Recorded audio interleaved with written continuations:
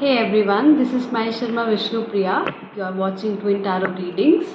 Please like, share and subscribe to my channel to view such readings. We are going to do your reading for what is last week of October bringing towards you. It is a collective reading. Please only take what resonates with you and leave the rest. Okay? So collective, wow, we have your cards. First we have ordinariness. I am seeing that this festive season is inspiring you to embrace the ordinariness of life.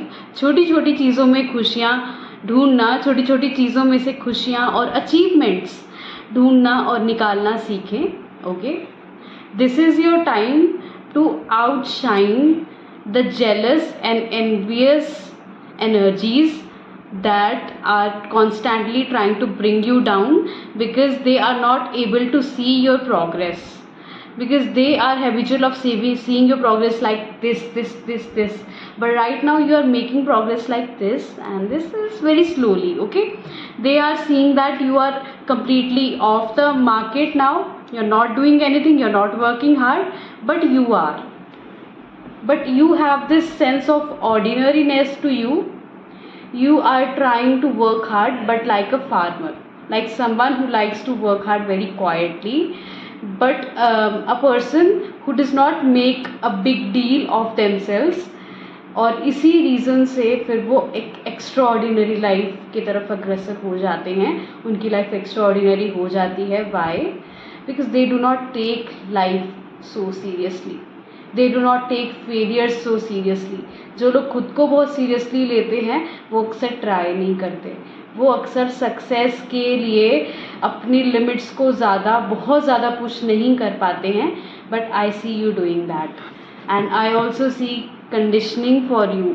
अक्टूबर के last week में आपकी weaknesses आपको शायद remind करवाए जाएंगे कि कैसे एक सोसाइटी, एक ग्रुप की कुछ जो मर्यादाएं हैं, कुछ जो रूल्स हैं, नॉट एग्जैक्टली मर्यादा, कुछ रूल्स हैं, कुछ लिमिटेशंस हैं, उसके बाहर आप नहीं सोच सकते, उसके बाहर आप नहीं जा सकते. But I see you moving out of this social conditioning and paving way for your own future in your own way. You are going to do some things which are very prosperous and very healthy for your community, your family, but you are going to do them in your own way. You are creating this abundance, following your own guidance. You are not compromising.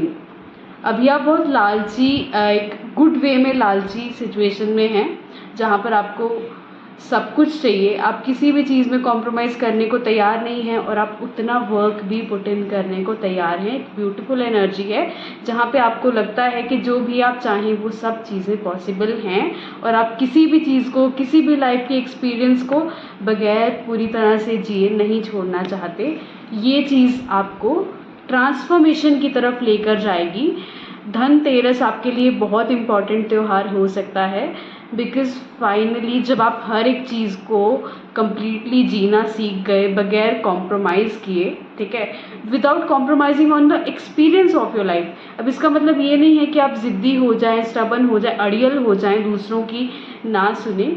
It just means that आप अपने आप को deny नहीं करेंगे experience of life, and you will try to do as much as you can to attain that balance in your life, और that will cause transformation. कभी कभी हम कहते हैं ना कि वो चीज़ बुरी है, वो चीज़ मत करो, ये चीज़ अच्छी है, ये करो, वो मत करो. कई बार वो सप्रेशन से आता है, लेकिन जब हम एक डीपर मीनिंग समझ लेते हैं ना कि क्यों कुछ चीज़ें अच्छी नहीं हैं, क्योंकि वो हमारे लिए personally they don't work. That is when transformation occurs. I am getting huge deja vu moment. I think I have spoken to you about this in some live session or something. I don't know.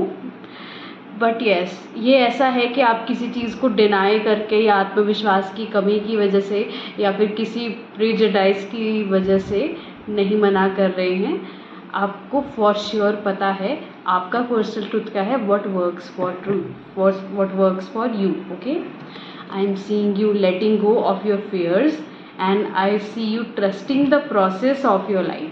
Okay, फ़िलहाल बहुत exhaustion है आपकी life में, क्योंकि ये जो transformation है इसने आपकी बहुत सारी एनर्जीज़ ली हैं।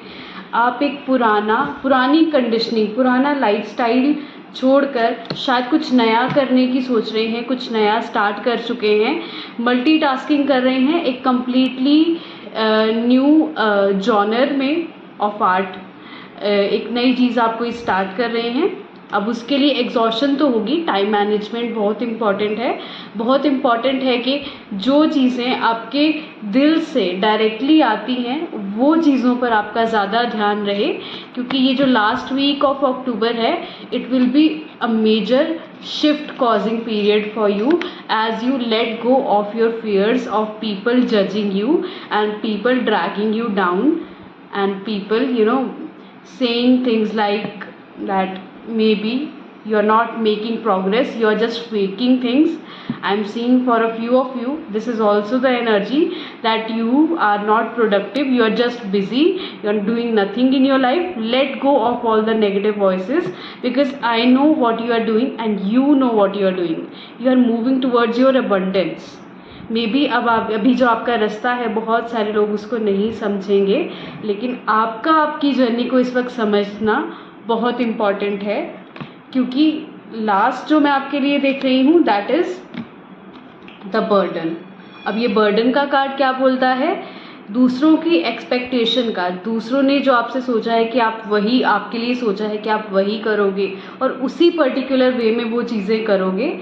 Late go of all that, drop all that, only take up the responsibility जो आपसे पर्सनली रेजोनेट करती हो।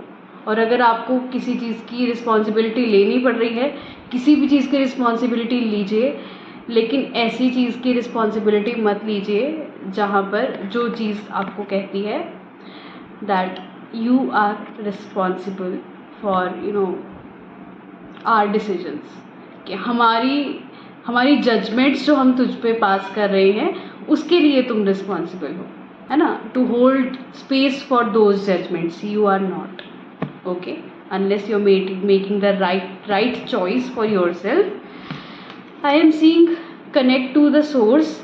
दीपावली में आपके लिए एक एक्सरसाइज बहुत इम्पॉर्टेंट है, आप त्राटक कर सकते हैं, ठीक है। आप कैंडल को लाइट करके या दिया को लाइट करके उसको थोड़ी देर के लिए देख सकते हैं, that is a good meditation technique.